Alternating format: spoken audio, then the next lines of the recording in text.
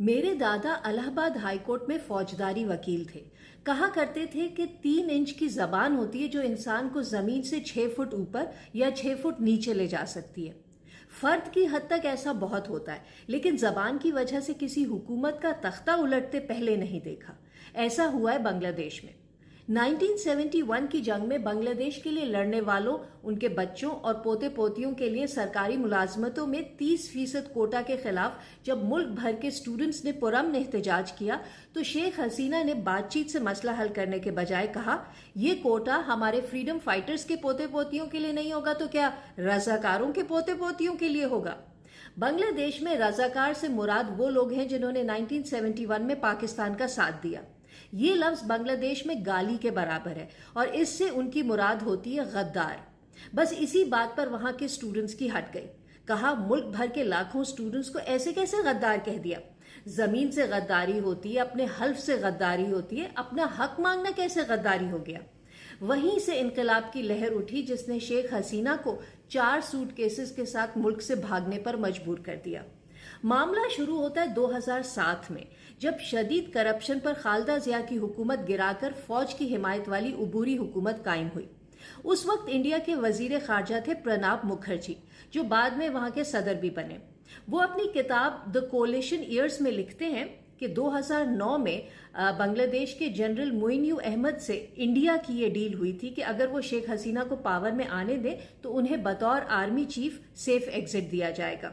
शेख हसीना को इंडिया के साथ उसी डील के तहत 2009 में इक्तदार में लाया गया और फिर 15 साल तक उन्होंने हर वो गलत और गैर कानूनी काम किया जिससे वो इक्तदार पर काबिज रह सकें। उनकी पार्टी के लोगों ने इतनी करप्शन और मनी लॉन्ड्रिंग की कि मगरबी मुल्कों ने पाबंदियां लगा दी। बांग्लादेश में पिछले 15 साल की आमरीत के दौरान 80 से ज्यादा अफराद लापता हुए, जिनमें अक्सरियत हुकूमती नाकिदीन की है। शेख हसीना ने पावर में आते ही एक एक करके तमाम ऑपोजिशन रहनुमाओं पर क्रैकडाउन किया, जाली केसेस बनाकर उन्हें जेलों में बंद किया। तमाम इदारों में अपनी जमात अवामी लीग के लोगों को भरना शुरू किया। पुलिस, फौज, अदलिया, ब्यूरोक्रेसी, मतलब हर जगह।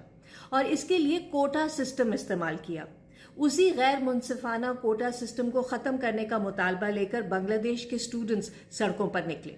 यहाँ एक दिलचस्प बात बताती चलूं, ये वो तुलबा हैं जिन्होंने 2018 में बांग्लादेश में रोड सेफ्टी मूवमेंट शुरू की थी। उस वक्त बगैर लाइसेंस वाली तेज रफ्तार बसों की वजह से 2 स्टूडेंट्स मर गए थे। तब 12 से 18 साल के बच्चों ने शेख हसीना की हुकूमत और ट्रांसपोर्ट माफिया को घुटने टेकने पर मजबूर कर दिया था। आज वही बच्चे 18 से 24 साल के हो गए और वही कोटा सिस्टम के खिलाफ निकले।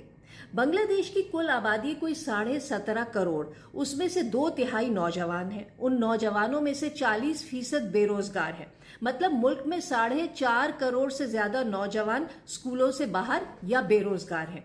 ऐसी सूरत हाल में शेख हसीना हुकूमत अपनी पार्टी के लोगों के लिए 30% कोटा रखे तो जाहिर है हंगामा होगा। मामला बातचीत से हल हो जाता, लेकिन जब साहिबान इक्तदार खुद को वफादार और मुखालिफिन को गद्दार समझने लगे तो वो पुरअमन एहतजाज का जवाब गोलियों से देते हैं। शेख हसीना के हुक्म पर निहत्ते तुलबा पर गोलियां बरसाई गई, सैकड़ों बच्चे मार दिए गए। ऐसे में कौन पीछे रहता। सिविल सोसाइटी और मजदूर भी बच्चों की हिमायत में निकल पड़े। सिविल नाफरमानी की तहरीक शुरू हुई। फौज ने कत्लेआम में हुकूमत का साथ देने से इनकार किया तो शेख हसीना को भागना पड़ा।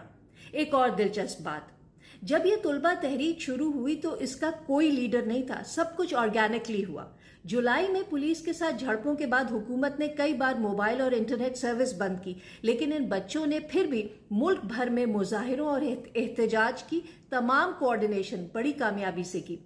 शेख हसीना की हुकूमत ने अपने दौरे इक्तदार में मीडिया और सोशल मीडिया को कंट्रोल करने के लिए एक से एक काला कानून बनाया। कितने ही बच्चों को उन काले कवानीन के तहत गिरफ्तार किया, सजाएं दी, जेलों में डाला, लेकिन नतीजा ये निकला कि आज उन्हीं बच्चों ने वो आमराना हुकूमत गिरा दी।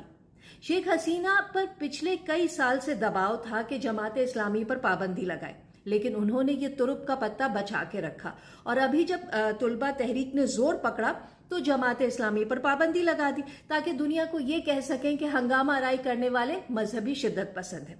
मगर टाइम बुरा हो तो कुछ काम नहीं आता। मजहबी जमातों ने इस फंदे में पांव देने के बजाय अपने कारकुनों को पुरअमन रहने की हिदायत की। انڈیا بار بار شور کرتا رہا اور اب بھی کر رہا ہے کہ شیخ حسینہ کے بغیر ملک اسلامی انتہا پسندوں کے ہاتھوں میں چلا جائے گا، لیکن دنیا نے ماننے سے انکار کر دیا ہے۔ سب دیکھ رہے ہیں جو ہو رہا ہے، سب کے سامنے ہے۔ حکومت مخالف مظاہروں میں کرائے کے شر پسندوں کو گھسا کر عوام پر کریک ڈاؤن کرنے کا زمانہ چلا گیا۔ بچہ بچہ جان گیا ہے کہ فالس فلیگ آپریشن کیا ہوتا ہے۔ اس ویلاگ کے اپلوڈ ہونے تک صورتحال یہ تھی کہ امریکہ نے شیخ حسینہ کا ویزا منسوخ کر دیا، برطانیہ نے سیاسی پناہ دینے سے انکار کر دی، انڈیا پہ رکھنے کو تیار نہیں ہے۔ اسٹوڈنٹس کے مطالبے پر نوبیل انعام پانے والے ڈاکٹر یونس کو فرانس سے بلا کر نگراں حکومت دی گئی ہے۔ مغربی تجزیہ کاروں نے کہا ہے کہ انڈیا کو بنگلہ دیش میں ویسی ہی شکست ہوئی ہے جیسی امریکہ کو افغانستان میں ہوئی۔